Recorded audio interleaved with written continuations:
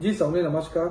જેમ તમે જાણો છો કે આપણી વલસાડ બાંદ્રા ઇન્ટરસિટી આપણા વલસાડ જિલ્લાના લોકો માટે એક લાઇફલાઇન તરીકે કામ કરતી હતી, જે અપડાઉન કરવા લોકો એના માટે સૌથી ઉપયોગી ટ્રેન હતી, પણ એ જે બંધ થઈ ગઈ એના માટે લોકોને બહુ પ્રોબ્લેમ થયો છે। એના માટે ઘડી મેં અવારનવાર આપણા દેશના રેલવે મંત્રી અશ્વિની વૈષ્ણવજીને મેં રિક્વેસ્ટ કરી છે કે વલસાડ બાંદ્રા ઇન્ટરસિટી ટ્રેન પાછી ચાલુ થવી જોઈએ। એના માટે જ્યારે પાર્લામેન્ટ ચાલુ હતી ત્યારે એમને મળીને પણ મેં ભારપૂર્વક રજૂઆત કરી છે અને આજે પાછો પણ લેટર લખ્યો છે કે વલસાડ બાંદ્રા ઇન્ટરસિટી ટ્રેન પાછી ચાલુ થવી જ જોઈએ, જેના કારણે જે અમારા વલસાડના લોકોને છે એને હેલ્પ મળશે।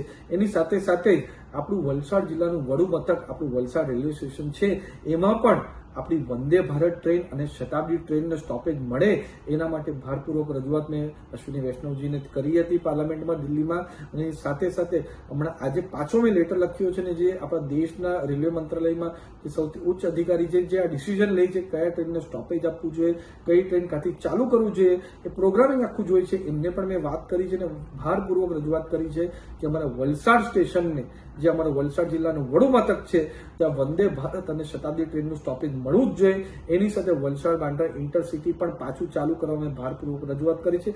એના સિવાય પણ આપણા વલસાડ, પાડી, ઉમરગામ, વાપી, સંજાણ એ બધી જગ્યા પણ સરસ રીતે ટ્રેન પાછી ચાલુ થાય, એના ટ્રેન સ્ટોપેજ વધે, સારી ફેસિલિટી થાય, એ તો ભારપૂર્વક રજૂઆત કરી જ છે। પણ આ મેઇન ટ્રેન ફોકસ 3 ટ્રેન પર મેં ફોકસ હમણાં કર્યું છે અને એમાં મને 100% ખાતરી છે કે હું પૂરેપૂરો પ્રયાસ કરીને અને જલ્દીથી જલ્દી ચાલુ કરવાનો પૂરેપૂરો પ્રયત્ન કરીશ।